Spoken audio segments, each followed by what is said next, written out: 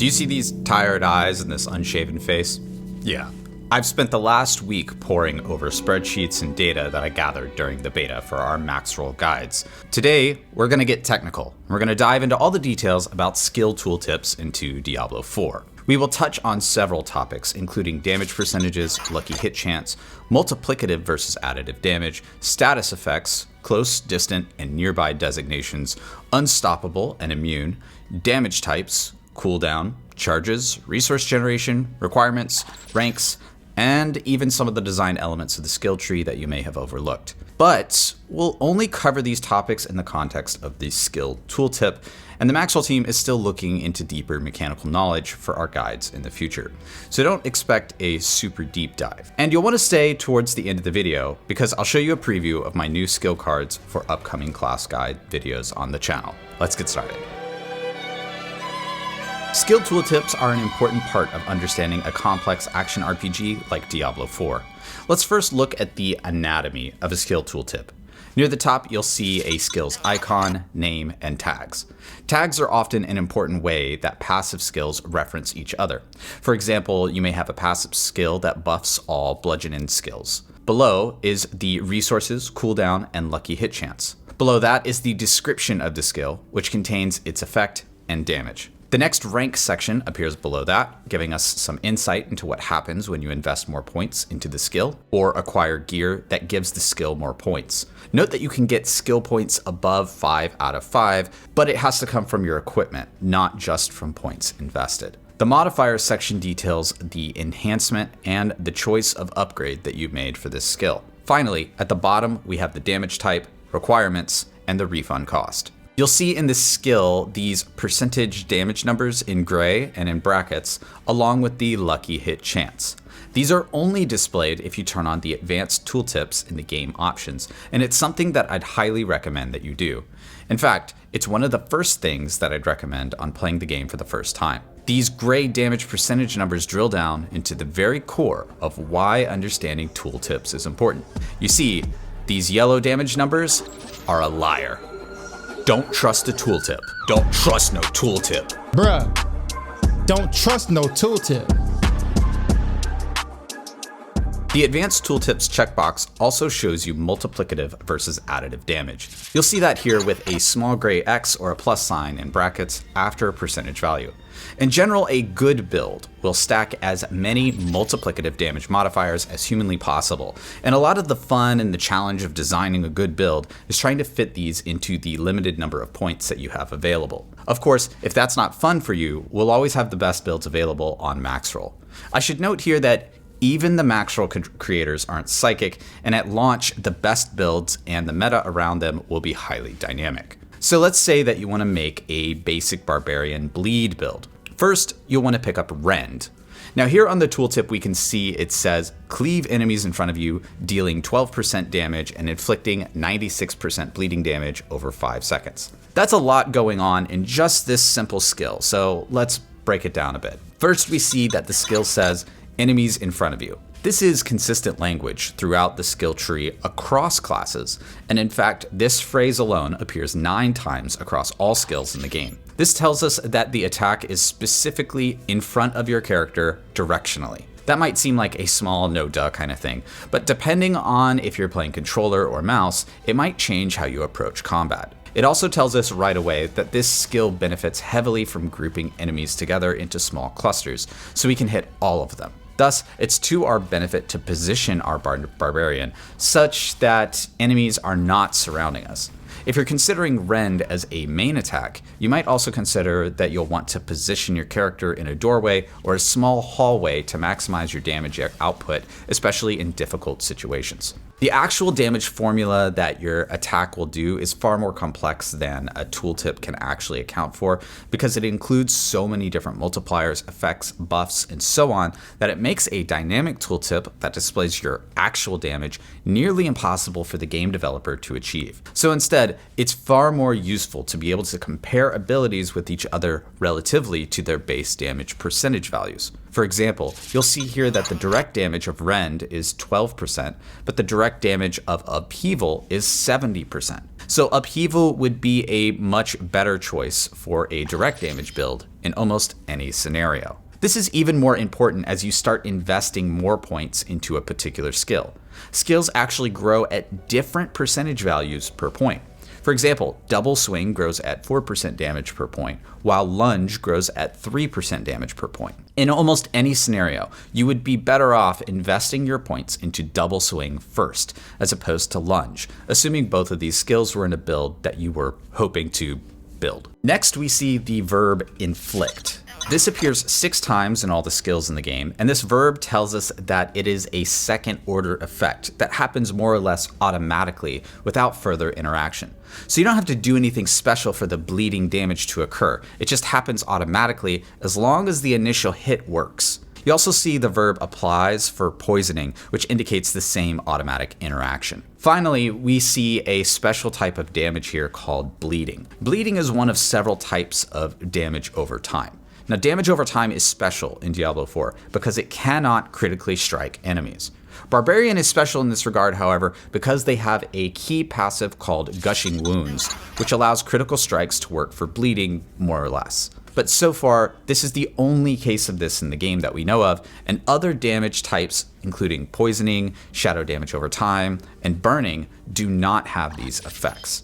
So, all that said, if you're going to take Rend as a main attack, you'll either want to pick up Gushing Wounds later on, or you'll want to avoid critical strike chance and critical strike damage modifiers on your gear and elsewhere in the skill tree. Alright, now that you've had a brief introduction to a skill tooltip, let's touch on statuses and keywords. Keywords are often underlined and in bolded text in a tooltip.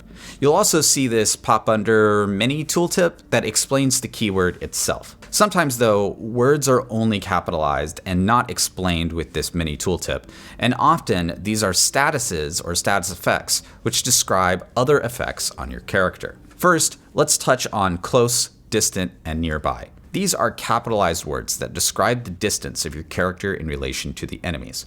Close enemies are those who are in melee range. Distant enemies are those who are outside of melee range. We don't have a description for nearby actually in the game, but we assume that it's the same as close as range. The exact precise distance for all of these modifiers is something that we did briefly test in the beta, but I can tell you that they do feel intuitive, so there's not much to worry about here. Still, we'll have precise measurements on the distance that these entail sometime after launch so we can understand these mechanics in more detail at MAXROLL. Now let's enumerate over the list of effects. Berserking. Berserking grants 25% damage and 15% increased movement speed. The effect lasts up to 5 seconds. Barrier. Barriers absorb damage from all sources up to a specified amount. You'll see a blue glow on your health orb that indicates that you have an active barrier. Blood orbs. Blood orbs heal you for 15% of your maximum life when picked up. So far, this mechanic is only accessible to the Necromancer. Crackling energy. Crackling energy periodically damages surrounding enemies when picked up. So far, this mechanic is only accessible to the Sorcerer. Execute. This is a chance to instantly kill injured non-elites when damaging them. Fortify. Fortified characters take 10% reduced damage. You become fortified when you have more fortify than your current life. To be extra clear here, fortify is shorthand for fortified life, and fortified is the actual status of having more fortified life than your current life. When you're fortified, you'll have armor around your life orb like this. Fortified life itself is represented as a solid red part of your current total life in the UI. Healthy. Healthy characters have more than 80% of their life. When you're healthy, you'll see a small red ring around your life orb in the UI. Immune. Immune characters cannot be damaged and all negative effects are removed and prevented. Note here that characters that are immune are also considered unstoppable for the purposes of other effects as far as we've tested. Injured. Injured characters have less than 35% of their life. Overpowered. Overpowering deals bonus damage based on the sum of your current life and fortified life. Stationary. Characters that have not moved for 2 seconds are considered stationary. Vulnerable. Vulnerable enemies take 20% increased damage. You'll also see they have this purple outline on them, and if you're vulnerable, you'll see your life orb as a cracked, sort of broken thing. Stealth. Stealth characters cannot be directly targeted by enemies. Using an attack or taking damage will instantly remove stealth. Unstoppable. Unstoppable characters have all controlling impairing effects removed and prevented. That brings us to our next topic of controlling impairing effects, sometimes called crowd control. Crowd control, or CC, is important to note because there are a number of effects of the game that consider if an enemy is crowd controlled and even how many crowd control effects are on an enemy. And it'll increase the effect if you stack different crowd control effects. All of the crowd control effects that we know of include chill. Chilled enemies have reduced movement speed. Repeatedly chilling an enemy will freeze it. Note here that 100% chill is equivalent to freezing the enemy, although we've encountered some scenarios where this isn't entirely true. We're going to have to do more research to deeply understand this mechanic. Frozen. Frozen enemies cannot move or attack.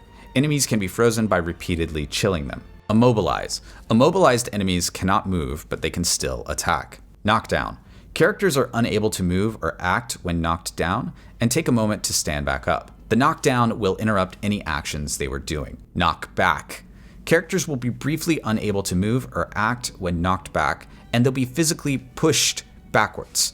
Often you'll see secondary effects when knocked back into other characters or terrain in the world. The knockback will interrupt any actions they were doing. Pull in. Enemies are pulled together to an area designated by the effect. The pull in will interrupt any actions that they were doing. Tether. Tether prevents enemies from walking out from inside of its radius. It can be removed through unstoppable or immune effects or by destroying the target that you're tethered to. Taunt. Taunt forces enemies to attack you for a duration.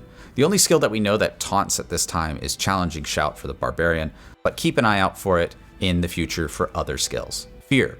This prevents enemies from moving or taking action, and it causes the affected target to run away for a short duration. It can be removed through unstoppable or immune. Slow. Slowed enemies move at a reduced speed. Note that slow will always include a percentage amount of how much the movement speed is affected. Stunned. Stunned enemies can neither move nor attack. All right, let's briefly talk about lucky hit chance. If you have advanced tooltips on, you'll see the lucky hit chance for the skill. If you're familiar with Diablo 3, lucky hit chance is exactly the same thing as a proc coefficient. Essentially what's going on here is when you have a lucky hit effect, like this one from the sorcerer tree, that lucky hit effect's chance of occurring is first multiplied by the lucky hit chance of the skill that you're casting before reaching the final calculation of the actual chance that it will occur. In practice, this means that all lucky hit effects in the game occur far less often than their tooltip initially indicates. In fact, some skills operate somewhat mysteriously. For example, Hydra might seem like it has a very high lucky hit chance compared to other skills, but this is actually the lucky hit chance for the entire duration of the skill, not for each attack that each Hydra head does. Finally, let's take a brief look at the design of the skill tree. As you look at the skill tree, you'll notice that major active skills are squares, upgrades to those skills are diamonds, and passive skills are circles. You'll also note the channels of blood going from skill to skill, such as active skills to upgrade skills are diagonal, and on passive skills, these channels of blood are always at 90-degree angles. These design elements are there to help you understand what each of the skills are doing before even hovering over them with the tooltip, and I think it's quite a genius design. Now that we're in the pre-launch era of Diablo 4, my next videos on the channel will cover each class in detail. So to make these videos more interesting, what I've done is I've created what's called a skill card. This is entirely created by hand. First, you can see here that we're displaying the skill Hemorrhage, and I try to give context to the fact that this is a Necromancer skill. So on the left side, you'll see a high resolution version of a Necromancer transmog, and on the top, you'll also see a Necromancer icon. We also give context to what kind of skill it is. It's a basic skill in this case. The resource, cooldown, lucky hit chance, other stats like that, the description, the enhancement, the modifiers, and believe it or not, this was very difficult to get into this card. This or here on the modifiers here, just to indicate that you can either take Alkalites Hemorrhage or Initiates Hemorrhage. You can't take both. Also, of course, we have the echohack logo at the bottom. On the right, of course, we have gameplay that is showing hemorrhage. And one thing I really wanted to make sure I included here was all of the UI from the top to the bottom. So I didn't want to cut off the health orb or the skills or the mana or the stats here or anything like that, because I wanted you to be able to see everything that was occurring when the skill was cast. I'm hoping to regularly make new class guides as the game changes, and we'll be able to track how skills, legendary aspects, and unique items for each class change over time. If detailed information like that interests you, then please subscribe. Thanks for watching, and I'll see you in the next one. Oh yeah, and don't trust a tooltip. Don't trust no tooltip. Bruh, don't trust no tooltip.